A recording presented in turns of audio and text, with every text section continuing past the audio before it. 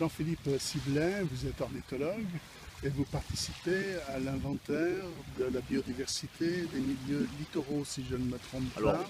pas que littoraux, puisque donc je suis effectivement ornithologue et professionnellement j'exerce les fonctions de directeur du service du patrimoine naturel au muséum, qui a en charge effectivement l'inventaire national du patrimoine naturel et qui donc a vocation à recenser l'ensemble des espèces présentes sur le territoire national, métropolitain et ultramarin.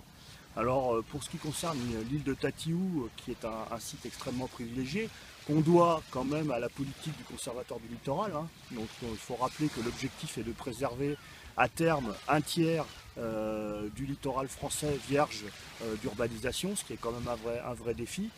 Et bien grâce à cette acquisition, l'île de Tatiou est une réserve naturelle de fait, dans laquelle on trouve une biodiversité remarquable.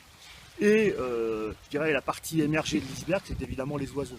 Et notamment les colonies d'oiseaux marins, en particulier les goélands, qui sont extrêmement présents sur cette île. Alors quand on se promène, comme on l'a fait, 2 jours sur cette île, on a un peu l'impression d'un paradis, on a un peu l'impression d'un havre de paix. Mais, tiens d'ailleurs, derrière nous, on entend les sternes Kojek qui passent. Les choses sont aussi un peu trompeuses. Il faut bien voir que ce site est menacé par beaucoup de choses.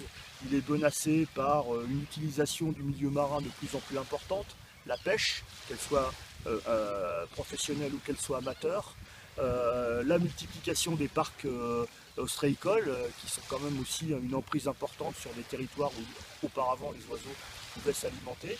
Et puis on a vu s'installer sur cette île des choses, des animaux qu'il n'y avait pas avant, auxquels les oiseaux ne sont pas encore adaptés, comme par exemple les renards, les rats, les ragondins, qui sont tout un tas d'espèces qui rentrent en compétition, en particulier avec les goélands.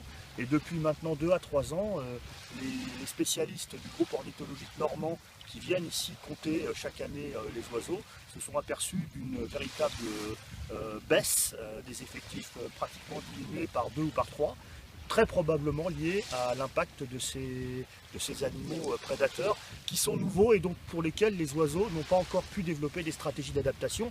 Alors, de plus en plus d'oiseaux d'ailleurs commencent à nicher sur les toits des anciennes habitations ou sur les murs pour se protéger des prédateurs, mais ceux qui sont encore sur le sol subissent des dégâts conséquents.